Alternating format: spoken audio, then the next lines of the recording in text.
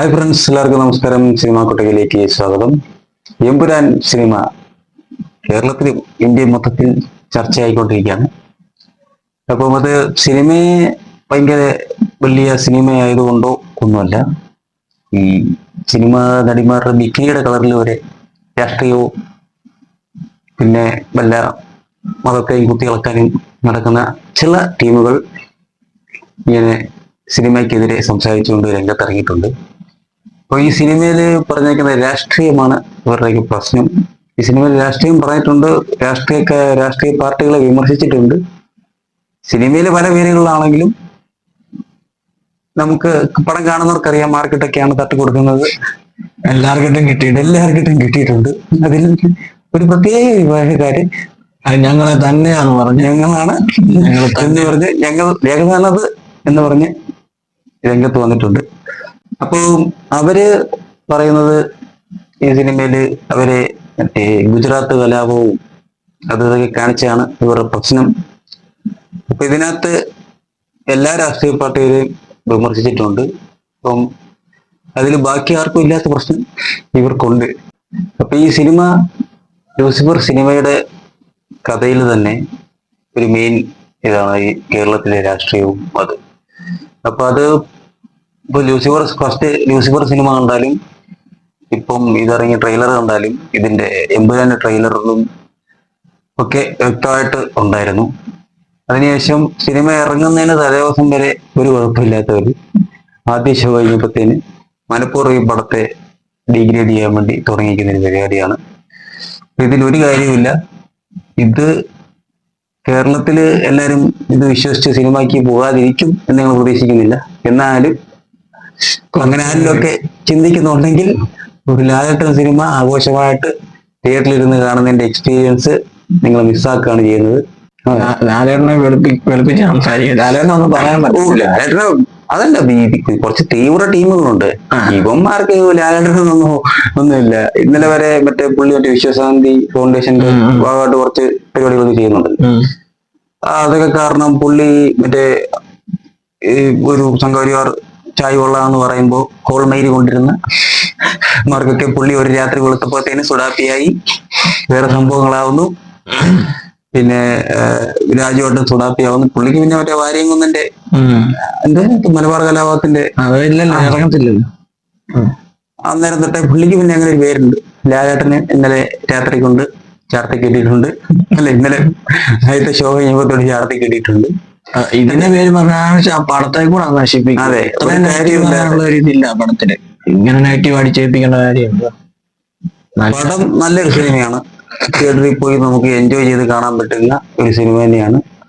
അപ്പം ഇതൊക്കെ കേട്ടുകൊണ്ട് ആർക്കെങ്കിലും സിനിമ കാണാതെ തോന്നിയിട്ടുണ്ടെങ്കിൽ അവര് വെറുതെയാണ്. സിനിമ തിയേറ്ററിൽ തന്നെ കാണണം.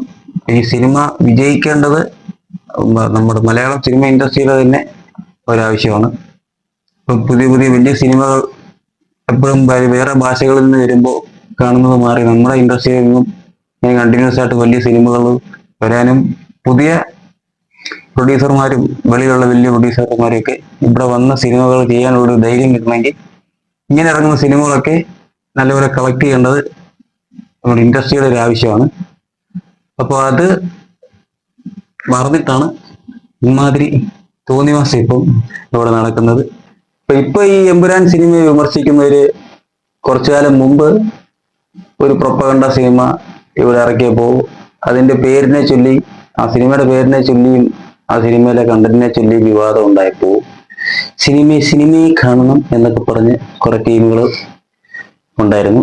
അവന്മാരാണ് ഇപ്പൊ ഈ എമ്പുരാൻ സിനിമയ്ക്കെതിരെ കിടന്ന് ഈ സംസാരിക്കുന്നതും ആവശ്യമില്ലാത്ത പ്രശ്നങ്ങൾ ഉണ്ടാക്കുന്നതും. അപ്പം അന്ന് നിങ്ങൾക്ക് സിനിമയായിട്ട് കാണാമെങ്കിൽ ഇപ്പൊ എന്തുകൊണ്ട് സിനിമയായിട്ട് കാണാൻ പറ്റുന്നില്ല എന്നൊന്ന് അറിഞ്ഞാൽ കൊള്ളായിരുന്നു.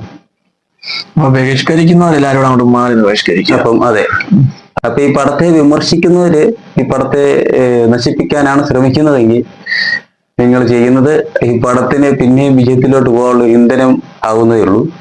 ഇവരെന്ത് കാര്യത്തെ തൊട്ടാലും അത് അതെ, എവിടെ പരിപാടി അവതരിപ്പിച്ചാലും ഇതേ അവസ്ഥയാണ്. അതെ, അവർക്കത് മോശമായിട്ട് സംഭവിക്കും.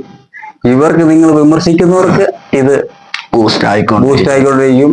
കാരണം എമ്പുരാൻ എന്ന ചർച്ച കേരളത്തിലെ ഇത് തലേദിവസം റിലീസിന് മുമ്പ് വരെ അല്ലെങ്കിൽ റിലീസിന് ശേഷം സിനിമയെ കുറിച്ച് ഇപ്പം മിക്സഡ് റിവ്യൂ വന്ന ഒരു പടം അല്ലെങ്കിൽ വന്ന സിനിമയെ കുറിച്ച് സംസാരം നോർമലി കുറഞ്ഞാണ് വരേണ്ടത്.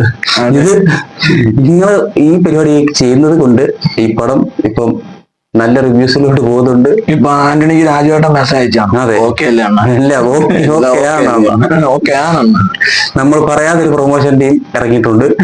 അവർ പ്രൊമോട്ട് ചെയ്തുകൊണ്ടേ ഇരിക്കുകയാണ് പടത്തിന്. അവർക്ക് ലേശം വിവരം കൂടുതലാണ്. അതെ, ഫേസ്ബുക്കിൽ എഴുത്ത് കൂടുതലാണ്. പിന്നെ കുറെ ചാനലുണ്ട്, മലനാടനോ സംതിങ് അങ്ങനെയൊക്കെ പറഞ്ഞ് കുറച്ച് ചാനലുകളൊക്കെ ഉണ്ട്. ഇവന്മാർക്കൊക്കെ രാജപ്പ എന്ന് വിളിക്കുന്നു, ലാലപ്പൻ എന്ന് വിളിക്കുന്നു. നിങ്ങൾ ഈ ചെയ്തതെല്ലാം ഇവരെ വിമർശിക്കാൻ വേണ്ടിയിട്ടോ അല്ലെങ്കിൽ ഈ പടത്തെ നശിപ്പിക്കാൻ വേണ്ടിയിട്ടോ ആണെങ്കിൽ ഈ പടം റെക്കോർഡുകളെല്ലാം ഇപ്പൊ ഫസ്റ്റിലെ മിക്കവാറും എല്ലാ റെക്കോർഡും തകർത്തിട്ടുണ്ട്. അതെ, ഇന്നലെ കണ്ട് തൊണ്ട പോലെ ഇതുവരെ ശരിയായിട്ട്. അതെ, അലച്ചെന്നെ ഇന്നലെ ഞങ്ങള് ആ പടം കണ്ടിരുന്നു. ഞങ്ങൾക്ക് അത്ര ഇഷ്ടപ്പെട്ട് ഞങ്ങള് തിയേറ്ററിൽ ഇരുന്ന് സൗണ്ട് വരെ പോയിട്ടാണ് ഞങ്ങള് തിരിച്ചു വന്നത്. ഞങ്ങൾ നാളെ വീണ്ടും പോകുന്നുണ്ട് സിനിമ കാണാൻ. അപ്പം പറയാനുള്ളത്, ഈ സിനിമ ഒരു നല്ല പടമാണ്. ഈ സിനിമ ഒരിക്കലും ഒരു മോശം സിനിമയല്ല. തിയേറ്ററിൽ തന്നെ പോയി നല്ലപോലെ എൻജോയ് ചെയ്ത് കാണാൻ പറ്റിയ ഒരു സിനിമയാണ്. എല്ലാവരും മാക്സിമം തിയേറ്ററിൽ തന്നെ പോയി കാണാൻ ശ്രമിക്കുക. ഈ പടം പിന്നെ പടത്തെ കുറച്ച് പേര് പ്രൊമോട്ട് ചെയ്യുന്നുണ്ട്, അത് നിങ്ങൾ മൈൻഡ് ചെയ്യാതിരിക്കുക. അതൊരു പ്രൊമോഷന്റെ ഭാഗമായിട്ടൊക്കെ കൂട്ടിക്കുക. കാരണം ഈ കാര്യം കൊണ്ട് ഈ പടത്തിനൊന്നും സംഭവിക്കാൻ പോകുന്നില്ല. ഈ സംഭവം കൂടുതൽ വിജയങ്ങളിലോട്ട് എത്തുമെന്നേ പറയാനുള്ളൂ. ഈ വർഗീയത തലയിൽ കയറിയിട്ട് അതെ ഈ പടം ബഹിഷ്കരിക്കുമെന്ന് പറയുന്നവരോ അതല്ലെന്ന് എല്ലാ രാഷ്ട്രീയ പാർട്ടികൾക്കെതിരെ ഈ സിനിമയിൽ സംസാരിക്കുന്നുണ്ട്. ഇവർക്കാർക്കും ഇല്ലാത്ത പ്രശ്നം. ഞങ്ങൾക്ക് വ്യക്തിപരമായിട്ട് ഇഷ്ടപ്പെട്ട പാർട്ടിക്കെട്ട് കൊട്ടുന്നുണ്ട് എന്നും പറഞ്ഞ് ഞങ്ങളെ തലയിൽ പിന്നെ ചാണകമല്ല. അതുകൊണ്ട് പിന്നെ ഈ ബഹിഷ്കരിക്കുന്നവര് ഒന്ന് ചിന്തിക്കണം.